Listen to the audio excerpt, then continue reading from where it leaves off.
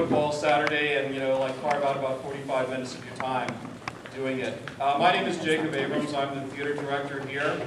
And it's been my pleasure directing all of your kids and really putting together this fall play. A couple of things, if I can just ask of you. If you have a cell phone with you, if you could put it on silent or vibrate, or I know that turning it off might be impractical, but if you could just put it on silent so we don't have any ringers. Also, unless it's an emergency, if I could please ask you to refrain from talking or texting during the performance, that would be terrific. Even though they're focused on what they're doing on stage, they can probably see somebody text messaging while they're performing, and that would just be a little bit, I don't know, distracting for them. The flash photography and the filming, that's fine. We can do that. We can deal with that because we know that it's for a good purpose. Thank you very much again for coming to support us in this endeavor, and we hope to have many, many more productions for you here at Jarrell High School as well as Jarrell Middle School. Thank you very much.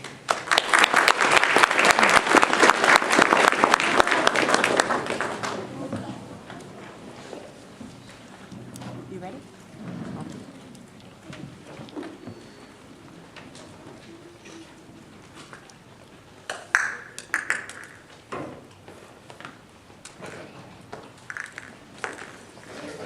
Curtain, please.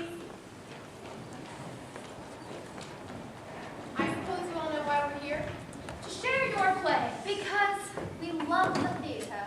Because the principal's making me. The good old annual play festival. A time to share, to demonstrate your love of art. To compete and win. To learn about the theater. To share our work and crush them with it. To bring classic theater to life and crush them with it. To appease the principal by doing the stupid play and crush them with it. Nice attitude. Well, actually, they're all correct. We're here to share, to learn, to enjoy, To crush. Now that we've established why we're here, let's get to the matter of doing a play. We thought it would be interesting to do a play about the process of preparing a show for competition. To that end, we'll be showing you how 3 separate groups approach this festival. But before we jump into the process, please allow me to introduce our judges. Our first judge, Miss Matilda Meeks, is a former biology teacher. She once starred as a tree stump in her 5th grade pageant, saw a Broadway play back in 1964, and owns 3 television sets, one with a 54-inch screen. Our second judge has taught at 27 major universities around the world, has read and criticized every play ever written, and is rumored to have been close friends with William Shakespeare. Ladies and gentlemen, the world's most opinionated man, Dr. Albert Siskel Ebert. Our third judge today requires no introduction. No one ever seems to invite him, he just always seems to show up. Instead of waiting for a final critique, our judges today will be providing a running commentary on the action of the play. To better explore the one-act preparation process, we've enlisted the help of 3 separate high schools. We feel each has its own special characteristics, yet demonstrates some familiar theater experiences. Let's begin where everyone begins, selecting the perfect play. Now, group, the one-act play contest is 163 days away. I've lifted a stack of plays for us to consider. I'd like each of you to read one of these plays and write a 5-page critique. Yes, Jill, may our report be longer than 5 pages, if necessary. Missy, when will we have auditions? July 7th through 12th. But we're not in school then. I'm aware of that, Will, but we must begin early in order to be thorough. Hunter? 5 days for auditions. Yes, Hunter. For a one-act play. Yes, Hunter. But there's only 7 of us. I'm aware of that, Hunter, but in order to be fair, I must be thorough. A brilliant plan, Miss Hopkinson. Seriously? What did I tell you? What in the hell are you talking about? I beg your pardon. It's in the script. Well, I'll be damned. Missy! Just be quick. My lips are on fire. Let me see it. Sheila, please don't be this way. He extends his hand to her, then gently holds her to him. He kisses her, awkwardly at first. Then, with increased passion, he second all in favor say aye. My job! Filth, and more filth. Words such as HE double toothpicks and water retention devices constructed by beavers are words which have no place on stage or in the mouths of teenagers. Teenagers are far too sensitive to be exposed to such profane speech. Such language would never be heard on public television, but of course there are those ignorant brutes who insist on using such language in their daily lives. But then we know where they're going, don't we? Okay, this play thing's just about a week and a half away. So, I guess we better get started. Has anybody written down some titles of the play they want to read? Yes, Mr. Massey, right here. Thanks. By the way, you all feel rotten about you being fired as a girls' basketball coach. Yeah, Yeah, I'm just sick of that. me too. I guess they couldn't scrape anyone from the bottom of the barrel. They looked underneath and found a grub. Hey, coach, how many games did you have to lose before they sent you to this job? 76 in a row. Now, let's get a few things straight. Number one, I wasn't fired, I was transferred. And the fact that I was forced to under drama like is nearly as unfortunate by unfortunate circumstances, unfortunate, unable to do anything about it. And the fact that, and number two, the fact that I was being forced to work with underdogs like you, and the fact that I consider this transfer to be a demotion does not mean I'll put up with any hogwash for a bunch of pansies like you. And number three, it was 71 games, not 76. And I plan to win this play contest thing so I can go back doing something important, namely basketball. Now, let's take a look at these different plays. Screaming, bleeding, devil demons from hell. Yes. Kill them all, then kill them again. Play about cheerleading. 7 screaming skeletons dancing my grave. Assist. Read mine, coach. Betty, what kind of play is that? Are you kidding? That place thinks out loud. It does not. It is very touching. So, what's it about? It's about this stupid girl named Betty, and she gets in trouble with her boyfriend, the captain of the football team. But she doesn't tell anybody to protect her reputation. But the pressure drives you crazy. And she becomes a homeless person. And she gives birth in a dumpster to a beautiful baby boy, who she names after the captain of the football team. But then the authorities take away the baby. So in her distress, she throws herself in front of a bus. It is so sad. Finally, her ghost comes out and talks about the trial of being a teenager. It's a touching portrait of a troubled teen. It's your basic moronic dribble, aka the teenage problem fighter. She was hit by a bus? Cool. She goes back from the dead. Awesome. There's a baby. Well, it sounds pretty stupid. But I had a dog once named Betty, so I guess that's good on her. Okay, our play name is Betty. First practice starts next week. Take a lap and hit the shower. In my opinion, the quality of material chosen for high school performance is absolutely appalling. A play must be intellectually challenging for the performers and spiritually uplifting for the audience. This rule of thumb eliminates nearly 90% of the plays ever written. Remember, the work done by high school students must be challenging. Now, this year's one act we will be performing Shakespeare's classic tragedy, King Lear, in the style of the Grand Kabuki. Kabuki? That's Japanese, isn't it? But I can't speak Japanese. How am I supposed to be the lead if I can't speak Japanese? I've arranged for a special tutor who will teach us all to speak Japanese. We only have 6 weeks. Only 6 weeks. You mean we're going to take one of Shakespeare's greatest tragedies, reduce it into a 39-minute one-act play, translate it into the style of kabuki theater, all in 6 weeks? Well, of course, it will require some dedication on your part. Dedication? We'll have to live here. Well, of course. You mean eat here, sleep here, take showers here, live here? Well, of course. What about our friends? Unnecessary distractions. And our families? They may visit you Sunday mornings between 10 and 12.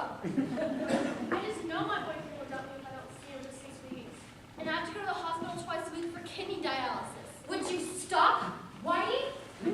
I have spent years of my life preparing for this project, and it will doubtlessly be remembered as one of the single greatest artistic events of the century. It's a high school play festival. It is not just a high school play festival. It is ritual.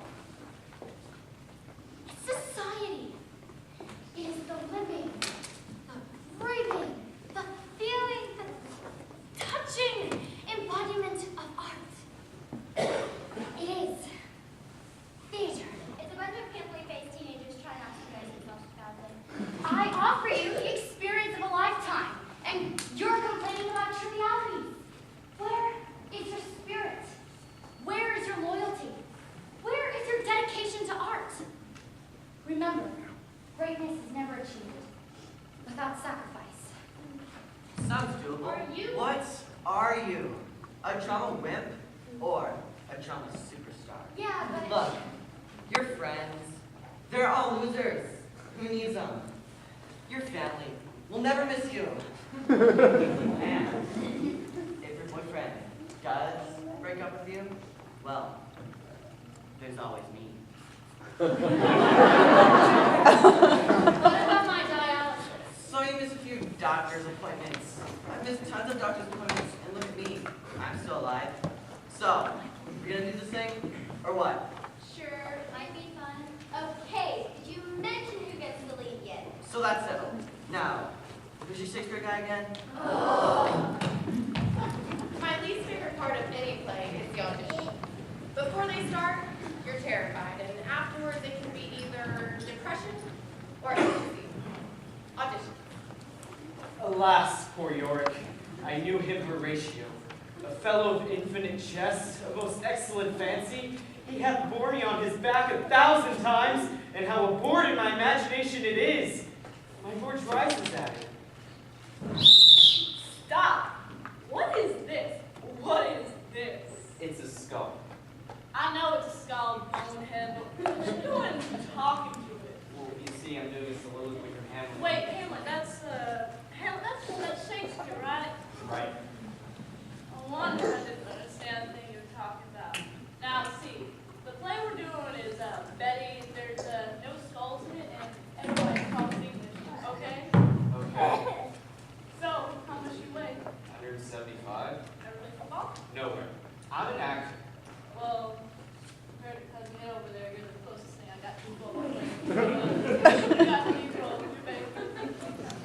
That's it? You don't want me to read? No, you don't have to read play football. You're the kindly old woman who's surprised over her smashed court. And you're Betty's friend who and you're the social service guy who takes it away. Coach, who's Betty?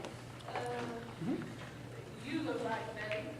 What are you trying to say? That I look like some stupid girl who gave birth in a dumpster and throw herself in front of a bus? What about her? Yeah. What about me? Nobody believed that she's too sweet looking. But I hate that person. You'll do it. I'll look like a fool. You'll do it. Her father is on the school board.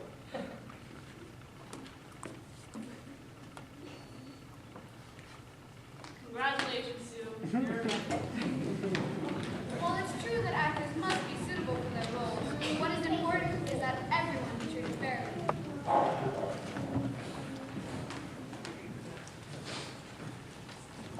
Hey, Sheila, would you like to go to the arbor dance with me? Why, Kirby? You're sniping. I'd love to. Cool. I'll pick you up Friday at 7:15. Wait until I tell the guys. Now we'll see who's the nerd. Wonderful. Now, Will and Jill. But Miss Hawkins, Moss, we've been at this for 3 days now. Every single person has read every single line on every single page for the first 5 scenes. Yes, and we have 9 more pages to cover in only 2 days, and we mustn't fall behind or... But you're driving us all crazy. I'm beginning to hate this plane. I don't even have a part in it yet. I think Miss Hawkins should be praised for her fairness. Oh, shut up. That will be enough of that. But Jill does get all the lead role. I beg your pardon, it's true. She always gets the best parts. I am shocked by your attitude. This is the very reason we auditioned so thoroughly, to ensure a fair chance to all. If Jill happens to be the role, it's because her talents are far superior to yours. I can't believe that there are still directors who audition by repeated reading of lines from a script. What kind of creativity is there in that? Plumb the actor's talent. Force him to expose his soul. Only then will you really know what he has to offer. A gentle breeze rustles through your leaves. A little freer, Laura. Very nice, Graham. Suddenly, the wind picks up. It's whipping you back and forth. The power is incredible. The force is so tremendous, you are all uprooted and slapped to the ground. Wonderful. Superb, you all took my breath away. That was a great exercise, Smelly. Yeah, are you ready to start audition, Sam? Oh, Allison, that was your audition. That was our audition. Yes, But we didn't sing. Not so. You spoke to me through your movements. you mean you're going to cast a play by one of the world's greatest playwrights, based on her acting like trees, rocks, and butterflies. You must be joking. This is not a joke, Ellie. But nobody talked. What's the point? We're all going to be speaking Japanese anyways. I just wish I'd known. I know I could have been a stronger tree. Now we have you all in perfectly. And if you'll all settle down, I'll announce the cast. You already know what parts we get? You don't even have to, I don't know, think about it or something? Ellie, for a true artist, thinking always takes a backseat to inspiration. Now, the role of King Lear will be played by Graham. Sweet. Goneril will be Laura, Reagan, Allison, and Jan. You're going to be the attendant. And Edmund, Edgar, Albany, Cornwall, and Kent will all be played by Ellie. All of whom speak Japanese, I presume? And Callie will play Cordelia. She's the lead, right? Well, she has fewer speaking lines and is on stage less than the other sisters, but yes, she's the lead. I got the lead. I got the lead. I got the lead! I'm so glad. Well, I'm sure you are all emotionally drained, so let's break for dinner. Oh, and I'm also happy to announce that all of our meals will be catered by the Macrobiotic Restaurant on Elm Street. Tonight's menu will include liquid squash, brown rice, black bean soup, and tofu wedges. Bon appetit. Of course, the real work of any play happens during rehearsal. Whether you're on stage constantly or you stand and wait for 2.5 hours to say your one line, every rehearsal is important. In no particular order, rehearsal. Freeze. Carefully sense your surroundings. Feel the presence of those around you. Experience the space. Now remove your blindfolds. This will be your position at the beginning of the play. Ellie, your first line, please. Miss Mellencamp, my back is to the audience. I see that, Ellie. Helen's blocking me. Isn't it amazing how even blindfolded the lead would naturally gravitate to downstage center? Isn't it amazing? Ellie, you are being a slave to convention. You must break free of the bonds of convention. When you want to move, move. Remember, we are an organic ensemble. Being natural or real has no place on the stage. The stage is a place for careful planning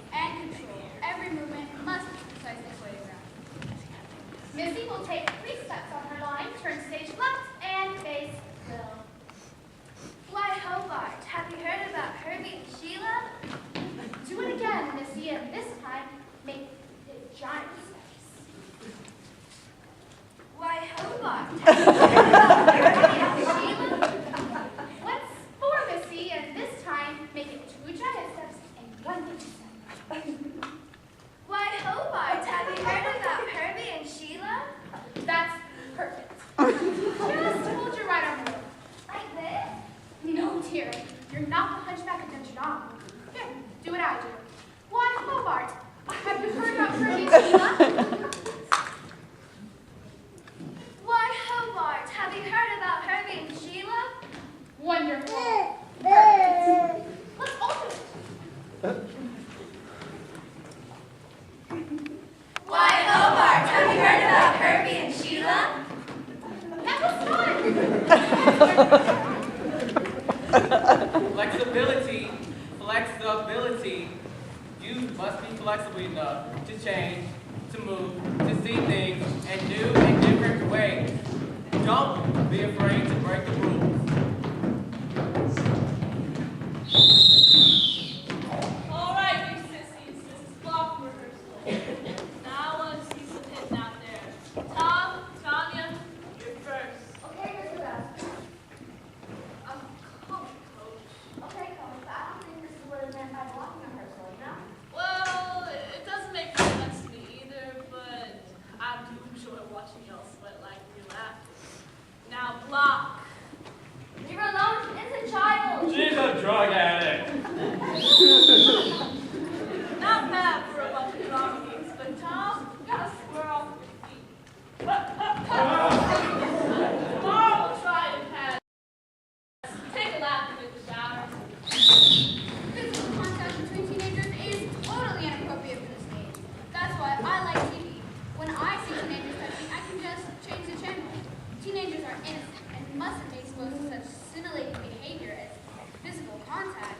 Why, could you imagine what would happen if they found out about you know what? Hunter, Jill, Dick. Oh, please don't let it be.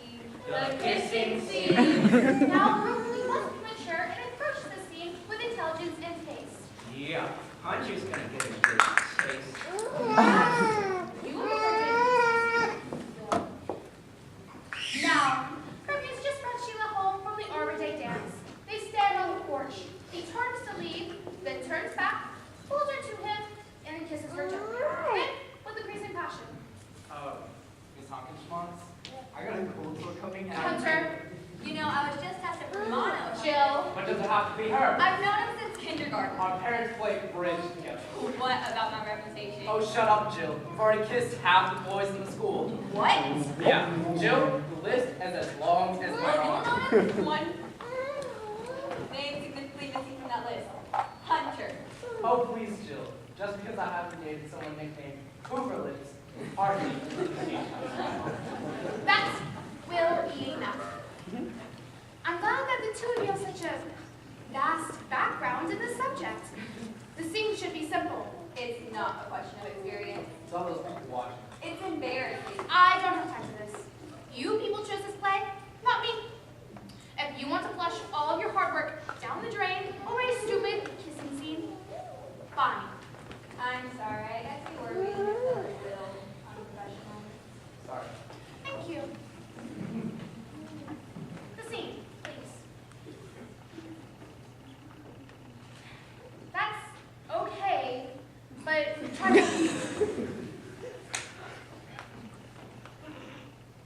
That's better, but there's still something missing. Do it again and add a little...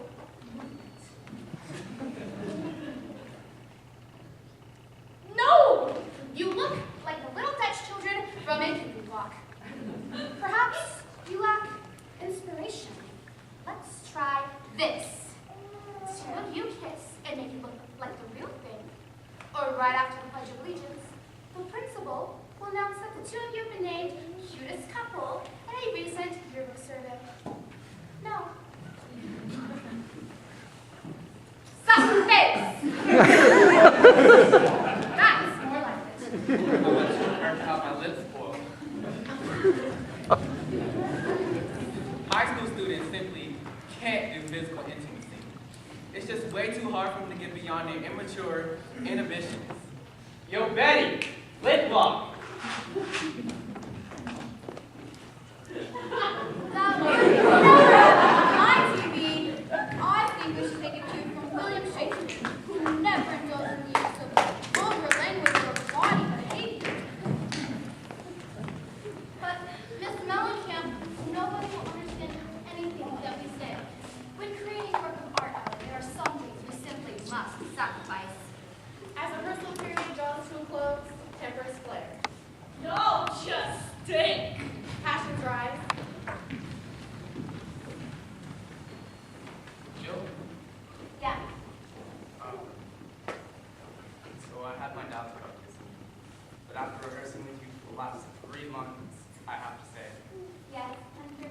hard to drop a warthog at 40 paces.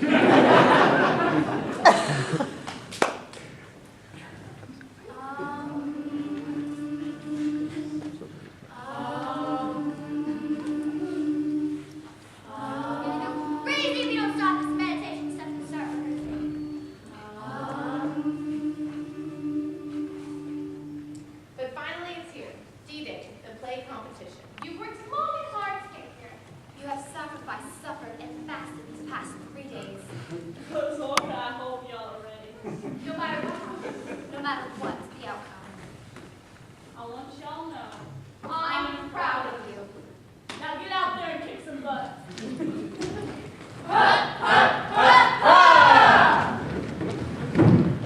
It's time to perform. Of course, we can't view all 3 plays in their entirety, so we'll view them all in fast forward. First up, Kiss Me Quick, My Lips Are on Fire.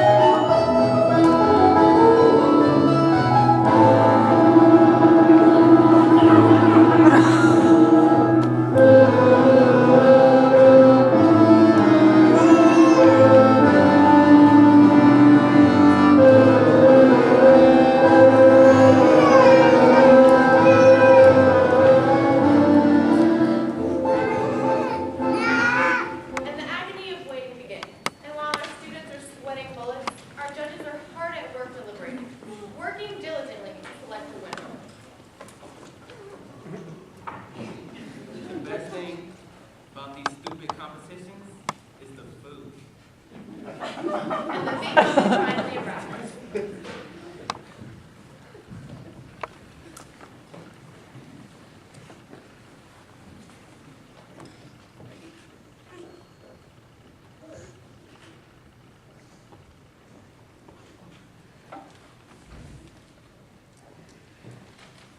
And the winner is...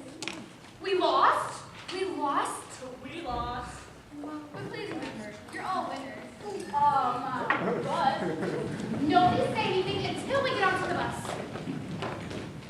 They obviously know nothing about theater. That winning place stunk. That guy playing the lead forgot at least 2 lines. The guy in black just hated us. I just know he hated us. It was that guy in black. He hated us. I bet he hated everybody. Hey, that guy in black said I should hurry up. Yeah, and he loved my costume. Triangulate my blockade. Material inappropriate for high school? Ever consider a career in football? You know, I did like that play that won. Me too, and that guy was playing the hairstyle was kind of cute. Maybe next year we'll start earlier.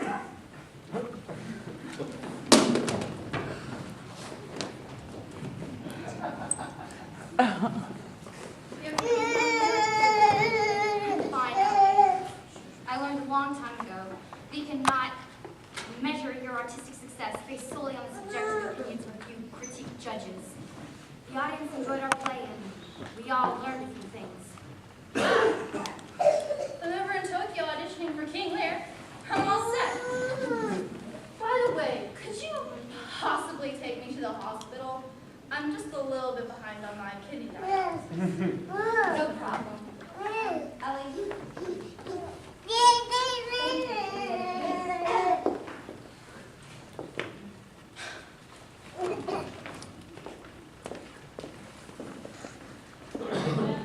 Amen. Real sorry for you. Oh, it's okay. No, you're the best lunch you decided to work with. And by golly, we'll get him next year.